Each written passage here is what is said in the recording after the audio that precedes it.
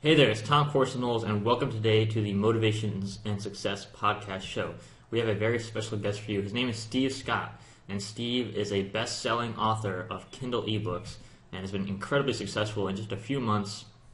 I think just about a year since he published his first book on Kindle, and he's doing really well with it, earning some incredible income, and he's ranked one of the top 50 business and investing authors on Amazon Kindle. We both are. We kind of trade spots here and there in the top 50 Amazon Kindle business authors ranking. But Steve's just an incredible guy. I've reached out to a lot of best-selling Kindle authors out there, and some of them not so nice, some of them not the greatest reaction to wanting to be interviewed. But Steve is just the kindest, sweetest, most caring guy like you'll ever meet. Like, he's just so down to earth and so humble, and just a really cool, awesome guy. I think you're gonna love the interview today. He's got some great tips.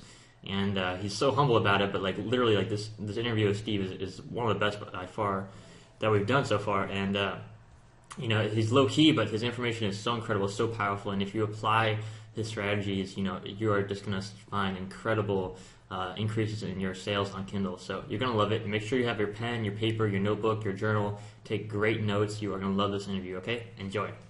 Well, Steve, thanks so much for being with us today on the Motivation and Success podcast show. Thanks so much for offering to share with us, tips for authors and marketers to, really dominate their sales on the Kindle store. Can you share with us, how did you get started as an author? Basically, I've had a blog, Steve Scott's site, for actually tomorrow's going to be my 3-year anniversary. So I've had that blog for 3 years now, and like many people, I was just trying to find different ways to promote the blog.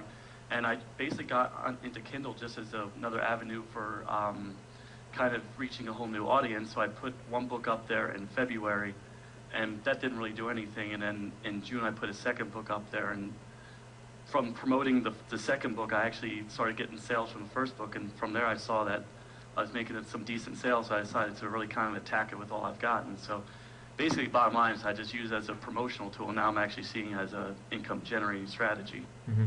Awesome, really cool. So originally you're just a blogger, and what do you blog about? Basically, internet marketing, and with this specifically authority affiliate marketing, because I've been pretty much making a full-time income since 2005 through affiliate marketing. So I've been trying to build a brand around the idea that you should build one site and really concentrate on scaling that up and turning that into a whole full-time income. Mm-hmm. Awesome. So you're basically teaching other bloggers or people out there who want to make money from home, how to do affiliate marketing and sell products online. Yeah, pretty much. That's exactly. Awesome, cool. So then you started writing books, and you write books about exactly that same topic? Yeah, I started out, actually, my second book's about authority affiliate marketing. It didn't really do as well as I thought it'd be, and actually got a couple of negative reviews, but the negative reviews taught me kind of the importance of, instead of trying to write like one large product or one large ebook, and you take a specific topic and you try narrowing it down and creating individual books about specific parts of running a business. Mm-hmm. So with my third one, I kind of took the idea of how to find ideas to write for ebooks, and since then, every single book has been about writing something pretty specific and focused. Mm-hmm. So you got really, really niche ebooks that are, kind of shorter ebooks, but they're really niche and really focused on one subject. Yeah, exactly. Like one of them talks about how to actually make money through creating product review videos through YouTube and stuff like that. Uh-huh. Wow, so it's really just it's kind of like a blog post, but just a really longer, more detailed, more explanation of a blog post, and you kind of put it into an ebook. Exactly. I try to take the idea of blogging and turning it into a publishing platform. So instead of trying to solve everyone's problems with just one book, you just, concentrate in that one kind of itch that people have to scratch and solve that problem through through a Kindle book. Mm-hmm. Awesome. Very cool. So, how do you go about marketing your books? I mean, I know I've read some of your books, and you talk about kind of even before you write the book, you have kind of a marketing plan, and you do a lot of marketing research ahead of time. So what do you look for in a niche before you write a book on a topic? Basically, for me, the litmus test is I know internet marketing and ebook publishing. I know off the top of my head that's pretty profitable. But if someone wanted to completely start over and wanted to find a niche, I would say try to find a topic, and on Amazon, find anything with a bestseller ranking of 20,000 or below. That's about 5 books a day. It doesn't sound like a lot, but if you can find one market where people are spending that kind of money, then you can just rinse and repeat, keep on writing books, and just really specialize on each topic. But the key is to make sure that people are spending money. Now, in one of my books, I used the example of, I think it was hairstyles, and I actually looked, and I couldn't find one book in the entire Amazon marketplace that had under 100,000 bestseller rankings. So that was, maybe half a sale a day. So my point was, you shouldn't actually really go into that specific market, because it just wouldn't make financial sense to write stuff that no one is buying. Mm-hmm. And I guess from there, just you want to make sure people are spending money, bottom line. Mm-hmm.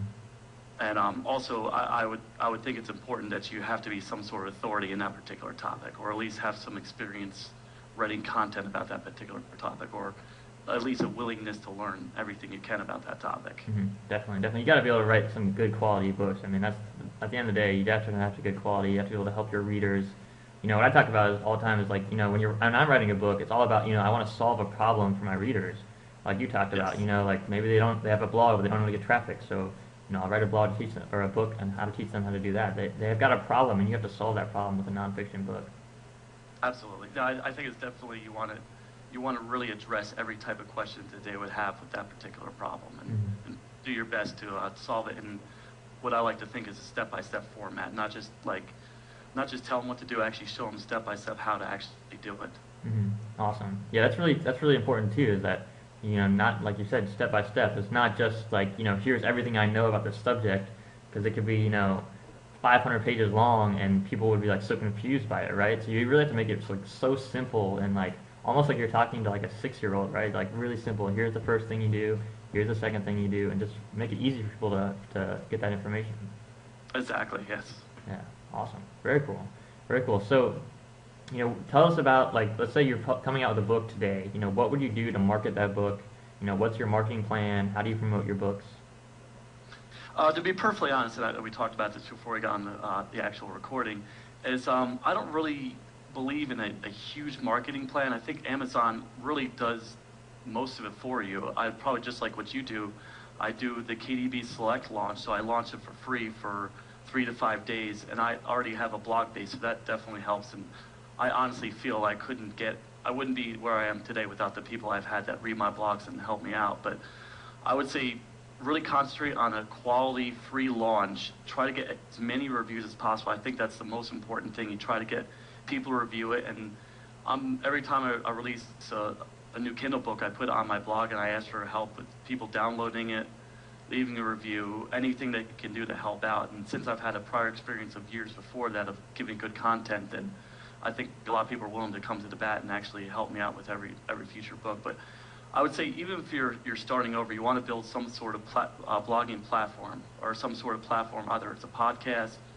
YouTube, anything where you're giving away free content ahead of time, and then once you actually start releasing your books, release it for free through KDB Select, and try to get as many reviews as possible without doing any sort of dodgy things like review swapping, or like, God forbid, don't pay for reviews, stuff like that. Yeah. Just make sure you're on the up and up, and just release it for free, and then try to get people to review it. Mm-hmm. Awesome. Very cool.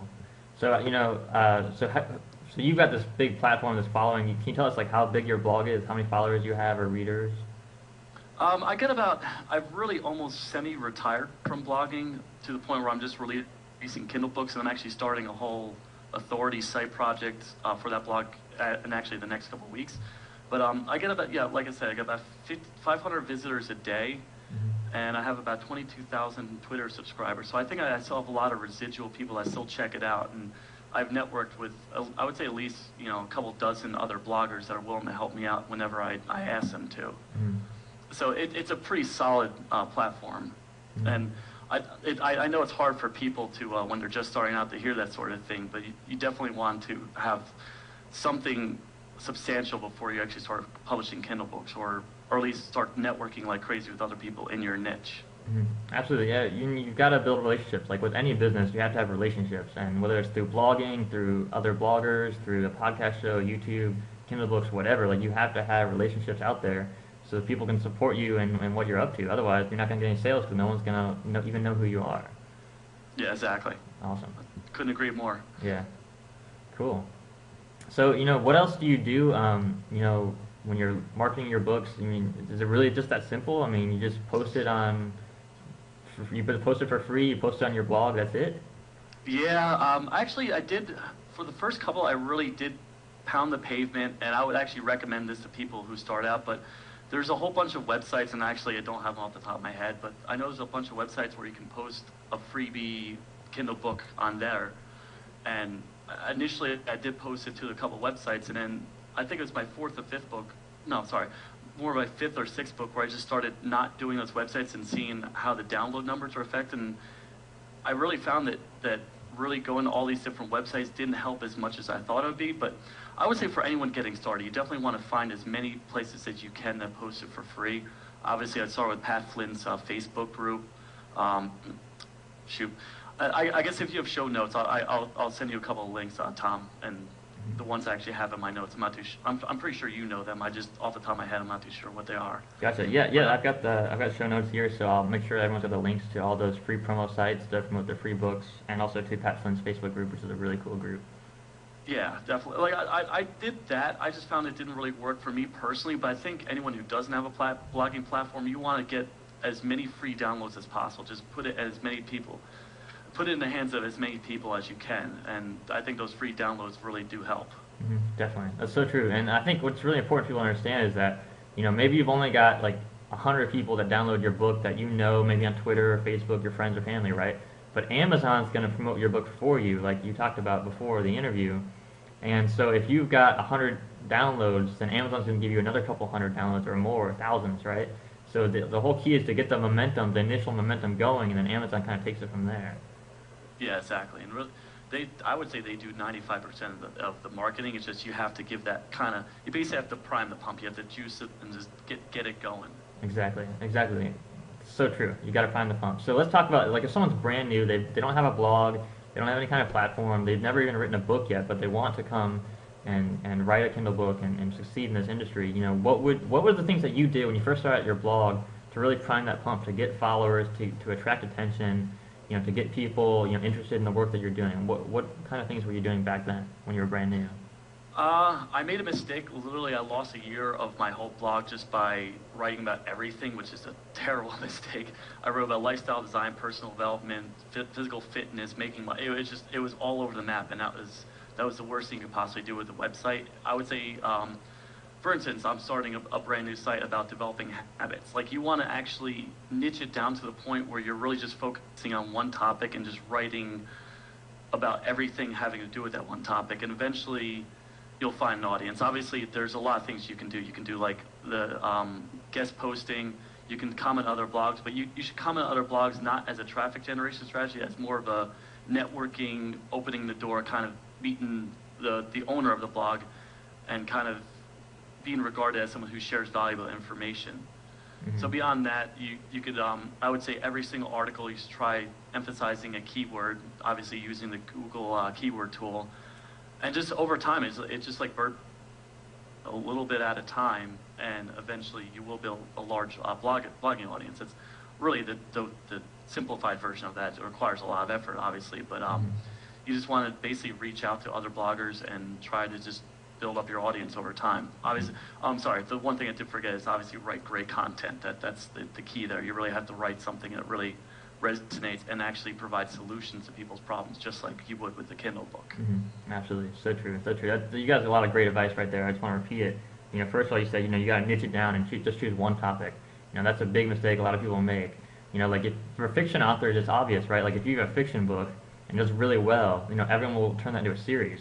Like it's a no-brainer because the people who read your first book in the series are going to read the second and third and fourth and sixth and so on, right? Exactly. But with nonfiction, a lot of authors don't think about that. They think, oh, well, I wrote one book on, on weight loss. That's all I need, right? Well, no, maybe people want to know more strategies and tools and tips for weight loss. So if that book does really well, then you ought to be turning more books in that niche, right? Definitely, absolutely. Yeah. Because it's like the market's talking to you. I'm sorry, go ahead. It's like the market's talking to you. They're telling you, hey, we like this, give us more of that. And a lot of people will go, well, I don't want to write about that anymore. I'm going to write about something different, right? Yeah. It's a big mistake. I would say one thing, a huge mistake I see people make also is they don't take all their books and actually fill out the whole author central account. So they basically have a book, but there's nothing to get them to buy other books. So I would say if you go to authorcentral.amazon.com actually fill out kind of an elevator pitch, talk about how you're in position to help them, and list all your books there. And that almost acts as its own separate blog where you can just direct people to your Amazon author page, and people have a chance to buy more books from you. That one simple step can really have an amazing impact on your ability to sell more ebooks. Definitely, definitely. Well, I know, how many books do you have out right now, Steve? I have 8, plus I just did a bundle the other day where I had 3 of the books can be bought for the price of 2. And I'm working on my 10th one right now. So I'm not too sure if that's 8 or 9, but I like to say 9 since there's 9 listings. Okay, gotcha. Very cool. So, I think that's also really important that people learn as well, is that, you don't just have one book, right? It's not just like you wrote like this one thing about blogging and that's all you ever have. You've got multiple books because you understand the value of having, multiple resources out there for people to find. Like every listing you have on Amazon is another way that people can find you in search or on Google or whatever, right? Absolutely. And Amazon is a search engine, which most people don't really think of. Is if you have one piece of content, they might like that, or they might not buy that, but they might buy, something else that you have to offer. Definitely. So that's really important, I think, for your success as well, is that you didn't just give up with one book. And I think that's another big mistake people make, is they'll write one book and like, oh, it didn't sell. Like, because your first book probably didn't sell very well, did it? It actually, and if you look at the reviews, I'll be honest, it got crucified. It got a bunch of bad reviews. The big mistake I made with that is I just provided 55 ways to make money online. It sounds like a good idea, but people actually want solutions. They don't want a bunch of tips. And that was a mistake I took from being a blogger. I thought blogging is the same thing as publishing Kindle books, where people don't mind a tip list, but people are paying money, do mind, and they want actual solutions. So that actually was selling pretty well for a long time. It was selling, anywhere from 7 to 12 copies a day. But then it got 2 or 3 reviews, and it literally destroyed sales of that overnight. So that was a huge mistake. But initially, like I said, initially started doing well. But I did learn a valuable lesson from that, as far as identifying a good topic and sticking to that topic and providing a good solution to it. Awesome. Well, that's another. I mean, you're making so many great points, Steve. It's awesome. Like, you learn from your negative reviews, and I think that's really key. Is that if you get if I get a 1 or 2 star review, I'm actually excited about it now, because I want to see like what that person says, like what don't they like about the book, and sometimes it's like they just have a difference of opinion, and I'm not going to change anything I do because they just have a difference of opinion. It's no big deal. Like if you look at Harry Potter, I mean that book has like 90 some 1-star reviews and 88 2-star reviews. Like, so people are going to hate your book no matter what it is, because so many people are going to read it. Not everyone's going to like it. But you talked about you learned from these criticisms that people were saying that maybe it wasn't the right type of book for them. Maybe you weren't detailed enough, maybe your formatting issues or whatever. You have to learn from these negative reviews to improve your work as an author. Otherwise, you're just going to stay the same. You're going to stay a new person who hasn't learned. Yeah, definitely. Actually, one thing that helped is I used to really take these personally, and I made a huge mistake, and I don't recommend doing this, is with the second book, I got into a flame war with the guy who left me a review, and that huge mistake. I thought I was right. I still think I was right, but it was a mistake to even respond to it, just because it made me look bad, and it made me look like an amateur, to be honest. What I like to do now is every time I get a bad review, I'll go look up my favorite book, something I really feel like personally was a great book, and I look at their 1-star reviews. It kind of makes me realize even what I consider the best of the best, they still have people slam it. And like you said, Harry Potter. I freaking love Harry Potter, but some people hate it. Right. It's so true. It's so true. And it's just good to know that, you're in good company when you get a 1 or 2-star review, because you're in company with these best-selling books out there that have helped millions of people change their lives, right? Yeah, definitely. But pay attention to them. Like if they're telling you that certain things aren't right, or like there's something off about it, then you definitely want to at least like respond to it, not respond, but at least like correct whatever mistake that they're pointing out. Definitely, for sure. So let's talk about some of the obstacles or challenges that you've had along the way. What's come up for you? What's been the hard things for you? What struggles have you had? You talked about a few of the mistakes you made, but what was really difficult for you? Getting started as an author that you think other authors could benefit from your experience. I would say first off, obviously what we just talked about is the reviews, and just don't take it personally. A great analogy I heard is keep your ego small. They're not criticizing you, they're criticizing what you've written, and there's a fine distinction there. It's not like they're saying you're a horrible person. You just perhaps they just didn't like something that you've written. And I think another obstacle is the idea of 80/20. Don't try to spend, 3-4 weeks promoting a book and spending all the time. I would say try to get it out there, try to make sure it's good, promote it a little bit, but then as soon as you're done with that, get cracking on the second book, and then get cracking on the third book. It's just, don't get bogged down in all the details of trying to publish and just being perfect. You want to do your best, but then move on from that. Mm-hmm. Definitely, and you keep cranking out new books, you keep writing, you keep producing new work to help more people.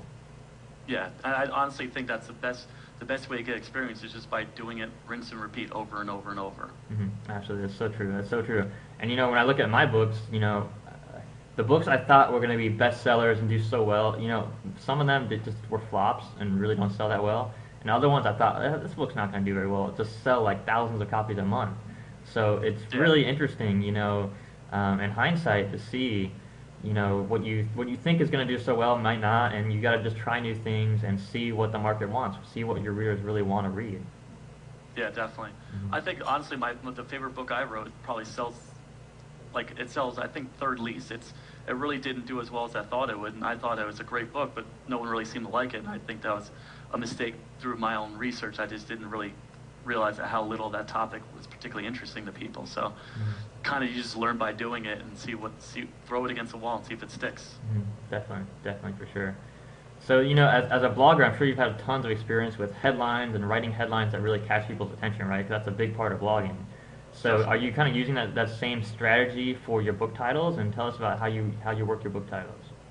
Absolutely. I actually do really try to apply a headline strategy with the book titles. I use variations. I always try to at least make sure there's one major keyword there. Again, Google keyword tool. I try to find one that has a lot of searches for it, so I know that there's people looking for it, not just on Amazon, but also on Google as well.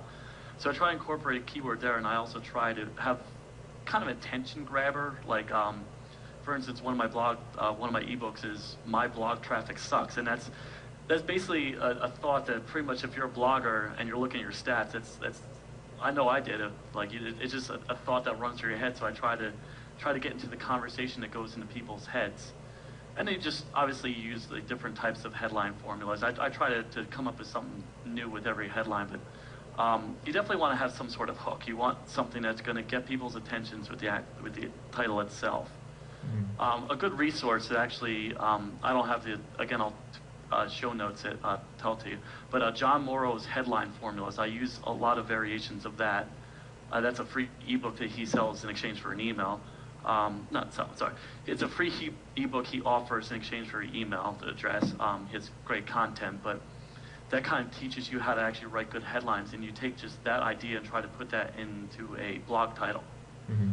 And obviously, you don't want to do stuff like how to make money online. Like you don't want to just go for the simple kind of boring headlines. You want to have something that really stands out. Right. And use as many emotions as you can. Try to get what people are thinking. Definitely, it's got to grab people's attention, like you said, and it's got to have that hook. So, can you explain to us what a hook is? Because I think a lot of people who aren't in media or marketing don't really understand that term. The way I define it, a hook is just kind of the angle of the book. For instance, if you're like the aforementioned example of blog traffic, I'm not just talking about blog traffic. I'm talking about 8 simple steps to yada yada yada. You want to find the actual what problem you're going to solve. You're not just trying. It goes back to you're not trying to solve all its problems. You're trying to solve one specific problem, and that's what your hook is promising. Mm-hmm. Gotcha. So your hook for that book is 8 simple steps. So it's not 7,000 ways to get more blog traffic. It's just do these 8 things and you'll get more traffic. And that also part of the title is get 100,000 visitors. It's actually giving you an outcome. So a hook could be a lot of things. It could be an outcome that people want. It could be in a certain amount of time. It could be a numbered list of some sort. Basically, a hook is just you're presenting a piece of content, but you're doing it in a way that promises a certain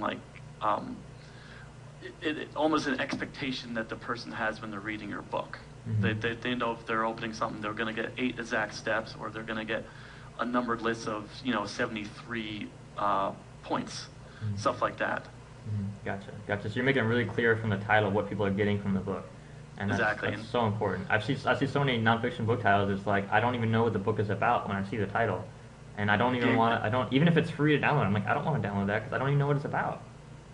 Exactly. Right. And exactly. You don't want people to guess. You don't want them to kind of scratch their head and try to figure out what exactly you're offering. Mm-hmm.